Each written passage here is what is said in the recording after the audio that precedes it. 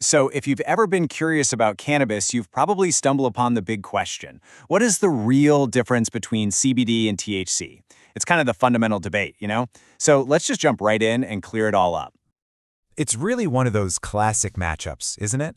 Kind of like asking someone if they prefer coffee or tea to start their day, or if they're a cat person or a dog person.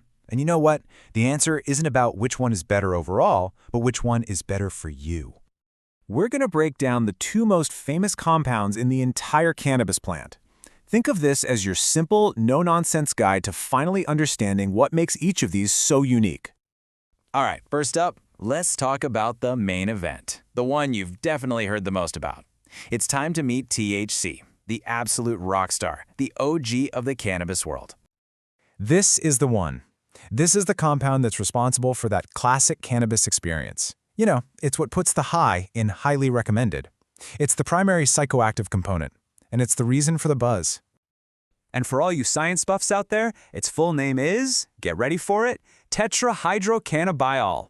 But all you really need to remember is this. It's the part of cannabis that causes the high. Simple as that. So, what does that high actually feel like? Well, it can be this really euphoric, sometimes mind-bending experience. It might spark a huge burst of creativity for a project you're working on, or it could be the thing that just lets you melt into your couch for a movie marathon. To put it simply, THC is the life of the party. You know, here's a great way to think about it. If cannabis were a concert, THC would be the charismatic lead singer. Front and center, totally commanding the stage, getting the whole crowd hyped up. It's the main attraction, no question. But every rock star has a counterpart, right?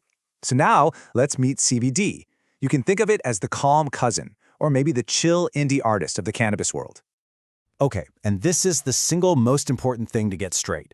CBD does not get you high, not at all. It's the completely non-psychoactive counterpart to THC's wild ride. Its full name is cannabidiol, and its whole reputation isn't built on creating a high, it's built on its therapeutic and balancing properties. This is where the world of wellness really starts to lean in and pay attention. But hey, just because it doesn't have those psychoactive effects, do not mistake that for a lack of power. CBD's influence is just different. It works in a whole other way. In fact, CBD is an absolute multitasker. I mean, people turn to it for all sorts of things, like calming anxiety, helping manage chronic pain, or just finding a better sense of balance in their day-to-day. It's even been studied for really serious conditions like epilepsy and insomnia. It's a true powerhouse in the wellness world. Okay, so we've met the rock star and we've met the indie artist. Now it's time to put them both on the same stage. Let's get into the showdown, a tale of two very different but related compounds. And this brings us right back to that big central question we started with. After all of that, which one is actually better? Well, the truth is, that's kind of a trick question. See, asking if THC is better than CBD is a lot like asking if chocolate is better than vanilla. The right answer? It totally depends on your personal taste, what you need, and, hey, even your mood that day. Let's just look at them side by side. Is it psychoactive? That's a clear yes for THC and a definite no for CBD.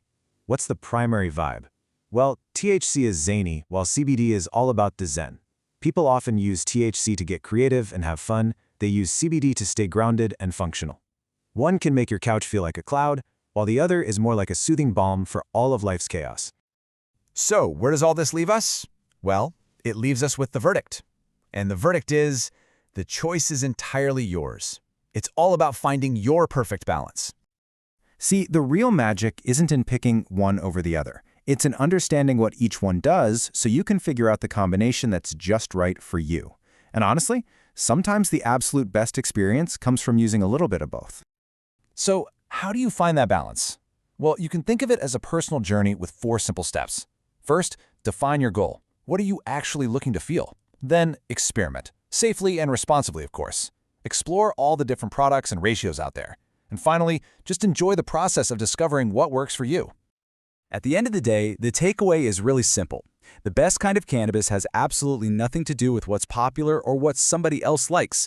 It is simply the kind that makes you feel good, whatever that happens to mean to you. So we'll just leave you with that question to think about. Now that you've met the rock star and the indie artist, the zany and the zen, what's your perfect balance?